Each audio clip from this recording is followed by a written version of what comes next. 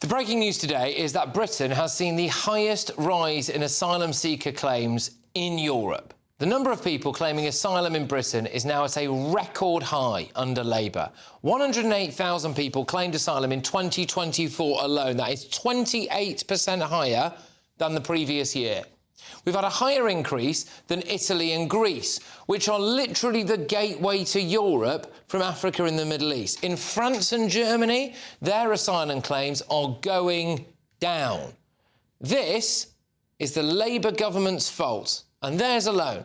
The Tories wanted to make it impossible for anyone who entered Britain illegally to ever be able to claim asylum. So what did Labour do? They reversed that. Labour made it possible for every small boat or back of a lorry migrant to claim asylum in Sir Keir Starmer's Britain. 50,000 have crossed the Channel since the last election. 36,000 this year. That's 36,000 that won't even be included in those latest record-breaking figures. What else did Labour do? The land scheme was dead and buried before it started. It's never been a deterrent. And I'm not prepared to continue with gimmicks that don't act as a deterrent. They scrapped Rwanda and replaced it with a one-in, one-out deal with the French. The illegal migrant that we deported, who then came back again in a small boat, is still in Britain. They still haven't deported him again. Labour's promised to close the migrant hotels. I can confirm today that, led by the work of my right honourable friend, the Home Secretary, we will be ending the costly use of hotels to house asylum seekers in this Parliament. Well, would you look at that? Hey, so you listened to what Rachel Reeves had to say there. This is reality. Keep that on the screen. We can reveal that the Home Office are actually touting for people to provide asylum seeker accommodation until 2039. So there you go. A Pakistani paedophile was allowed to stay in Britain because he appealed using the European Convention on Human Rights. We are hamstrung because of people like the Attorney General, Lord Hermer. Now, I'm proud to say that since taking office, this new United Kingdom government has taken steps to uphold our obligations and the international rules-based system. The new United Kingdom government will never withdraw from the European Convention on Human Rights or refuse to comply with judgments of the court. Oh, there you go. It's their fault. It's not just illegal immigration that was a complete joke last year. We can now reveal that Britain received 436,000 permanent migrants in 2024. 60% of those were classed as family members. 60%. So they're probably not even working. Despite all of this, to go after the criminal gangs, to smash the gang networks. To smash the smuggling gangs. Smash the gangs. To smash the gangs. Britain has the highest increase in asylum seeker applications of any European country. Britain, it also seems harder to be deported from than any other European country.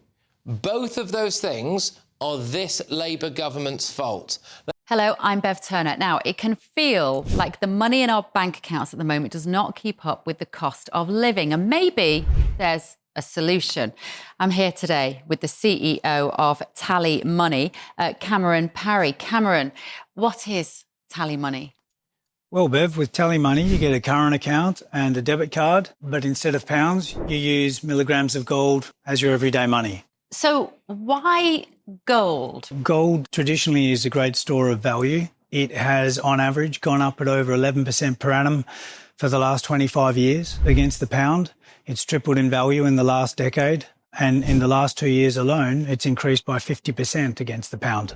Banks' savings products just can't compete with that level of growth.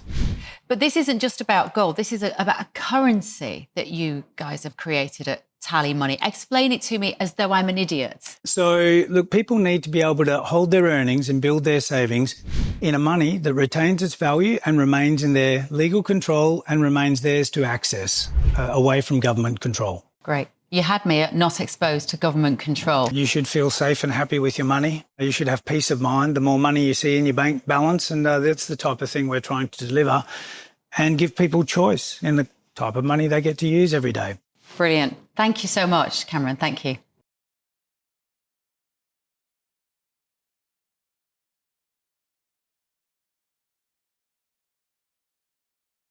Let's get the thoughts of my panel. Daily Express columnist Carol Malone, journalist and broadcaster Benjamin Butterworth, Reform Party member, former chairman of the Tory party, Sir Jake Berry. So, Carol, the facts and figures are out there now. This Labour government is directly responsible for the absolute horlicks that's being made of our borders. Yeah. In every other country in Europe, they're working hard, better than we are, to get rid of migrants. France, Germany and Italy together are working to get rid of traffickers and undocumented people. Hungary has a no, they don't accept asylum seekers at all. In Poland, deportation is a state policy. In Finland, national security comes first. But in Britain, the immigrants come first. And we have a much bigger problem than that. The flow of migrants into this country is no longer controlled by government. It's controlled by a group of unelected judges and activist lawyers. They decide who gets to come into this country now, and they decide who stays. And if you remember, who was that? There was a judge called Hugo Norton-Taylor, just very recently. Hugo Benedict Norton-Taylor. Hugo Benedict, yeah, OK, him. He recently, he led in Gazans on the Ukrainian family scheme. Yeah. And what he said in court was, Parliament hadn't expressly said Gazans couldn't come, so he was going to make it a law that they could. So he is forming immigration policy for this country, and that's got to stop. And more importantly, when immigrants they come here rather than France or Germany. Germany is now deporting people back to Afghanistan. Yep. France puts them in detention centres. We put them in four-star hotels. That's why they're coming here. Am I right in saying, Jake, that of the 108,000 people that claimed asylum in Britain in 2024, if the Tories had still been in power, that number would be 0?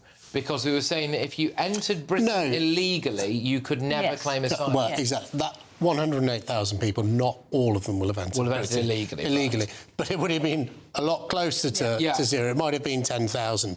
So let's just talk about that. It was passed by the former Conservative government. It was the law of the land that if you entered this country illegally, i.e. as a criminal, you would never be allowed to claim asylum. The first thing that the Labour Party did, actually within the first few days of office, was reverse that law. That was a completely wrong thing to do. And let's be honest, the British people voted in a Labour government with a huge majority, believing that this statement, that they would crack down on illegal migrants, they would get a grip on people crossing the channel. They believed the now government. That's why they elected them. That has turned out to be a complete and utter lie. The number of asylum seekers is up. The number of people entering our country illegally is up. The number of prosecutions of these gangs is down. And that is the great lie that we were sold by Keir Starmer in the last general election. It's interesting talking about alleged lies, because actually in the next section we're going to talk a lot about Rachel Reeves seeming to redefine what a working person is and going to clobber anyone who's on over £46,000. Another whopping great big lie, of course, is that your energy bills will come down. Meanwhile, we've not been drilling for anything in the North Sea. Norway has drilled for 30 new sites in the same bit of sea, right? Our energy bills are the highest that they've ever been. Absolutely monstrous stuff. But on this specifically, Benjamin, it is Labour's fault directly that 108,000 people have claimed asylum in Britain in the last year. Is it not? I mean, no, not at all. And actually, I mean, first of all, you know, France, Greece, Italy, they all have much higher numbers than we have here in the UK. And then if you also look at what's happening when they make asylum claims, well, France isn't much difference, is it? And it still has far more than the United Kingdom. But actually, you know, so first of all, if you look 2 years ago, there were almost twice as many people, asylum seekers, in hotels in Britain compared to how many are in hotels now. It was about 60,000 in September 2023. But more then also, Benjamin. But also look at what's happening when people seek asylum. Well, you often talk about Afghanis having a particularly high crime rate and sex offence rate. Well, when Sir Jake, knighted for his contribution, was a part of the parliamentary party in government, 99% of Afghanis were given a right to stay. Since Labour came in last year, it's 38%, a third of what it was. So they might be trying to come here, but they're not staying. That is a sensible approach that is clearly filtering out a lot of people that shouldn't be here. So why are the number of asylum seekers coming to the UK going up? We've got this super tough they're government. In for a shock, aren't they? Because all these number of asylum seekers going up. And you say that Britain, I don't know what she's saying no to, because she's certainly, whatever she's saying no to, they're still coming. You look at Britain, you say we've got fewer migrants coming to us than many of the countries around Europe. The point is that Germany's cutting the number of people claiming asylum. In Britain, it's going up and up and up. It's not going to be long until we catch them. Germany are deporting Afghans back to... They're sending them back to Kabul. We're never going to do that in a million years. And, you know, when migrants get here, never mind the four-star hotels, that's one thing. There are no blocks put on them to earn cash in hand. No liars and criminals are ever sent back to their country of origin. And we have a legal system that bends over backwards to allow them to stay. That's not happening in those other European countries. I mean, there are two aspects here, OK? So there's the first one, which is the fact that under the Conservative Party, anyone who entered illegally would not have been allowed to claim asylum. Labour reversed that. That has unquestionably had an impact. The second aspect to it is our Attorney General, Sir Keir Starmer's tremendous friend. He gave a toast when Sir Keir Starmer passed the bar. All of that stuff has also come out in the first few days of this Labour government and said that we would never, ever deviate from the ECHR. And that is another aspect which is keeping people in this country, including people like Pakistani paedophiles, etc. So presumably you're not on the side of that. But your argument falls apart because the countries you've just praised, like Germany turning people back, they abide by the ECHR. It's about our interpretation of these rules. Positions of power who are willing to ignore the ECHR. Yes. We don't. It's about the interpretation. For example, a Labour government, a Labour government has said that the Conservatives never did, that the right to bring your family here shouldn't be in perpetuity. That makes sense. You know, we've not had a single migrant come to this country in a small boat in 11 days because of Storm Starmer. They are afraid they will be deported. And it's about time you recognise. Every other month of the year, it's been Storm Muhammad with people coming over in their thousands. Sir Keir is doing what Sir Jake I've never heard any such nonsense. Interpreting the law, and the judges in this country are choosing to interpret the law in a way that's favourable to the illegal migrants, and that's not happening in other countries. Let's just play the tape forward here, right? Because those 36,000 people are not added to that list of 108,000, which is a record-breaking year. So obviously someone smarter than me can do quicker maths than me on that. 108. Plus 36,000? 144. 144,000. So let's make it 144,000 people who are all now going to be able to claim asylum. That's despite the fact that no one has come in the last 11 days or whatever. Isn't that incredible? Due to the weather. Anyway, so they're all going to be able to claim asylum. Now, the pass rate on this is something ridiculous, something like 70-odd%. And then, of course, you get the infinite number of... But you get appealed. People are never actually sent out of the country. And Labour's other policy, which they said, which I haven't spoken about yet, which I will now, was about shutting the migrant hotels. We played you clips of it before. They're going to close the migrant hotels. Well, now it's emerged through leaked documents that they are calling for people to be able to provide them with accommodation, asylum accommodation, until 2039, Jake. That's not shutting the hotels, is it? No, it's not. And I just think...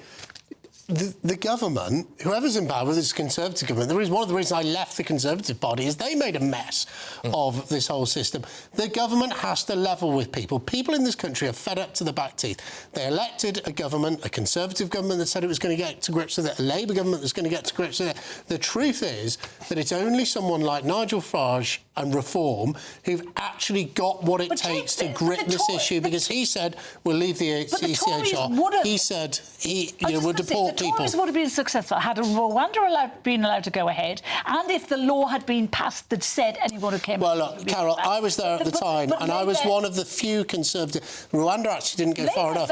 I was one of the few Conservative MPs who rebelled on the Rwanda bill to make it go further. It was part of the solution. It didn't go far enough. We actually need to be tougher than Rwanda. Something better than nothing. Oh, yeah. And at least we have no deterrent now. We have nothing but pull factors. We've got a boomerang deportation policy, one in, one out, and they come straight back again. Look, it's just worth bearing in mind there that, so again, Labour said that they would smash the gangs, they stop the boats, they end the use of migrant hotels, and it is directly because of this Labour government that we now have the record numbers of people claiming asylum. It looks as though they're willing to extend asylum accommodation until 2039, and just bear that in mind, because when we come back in a second, we're also going to talk about another absolute whopper, which is leading the front of the Telegraph as well. Reeves prepares to break manifesto pledge with income tax rise. We've got that, plus what's, not going on in the North Sea. It's an absolute shocker. It's a complete clown show, but...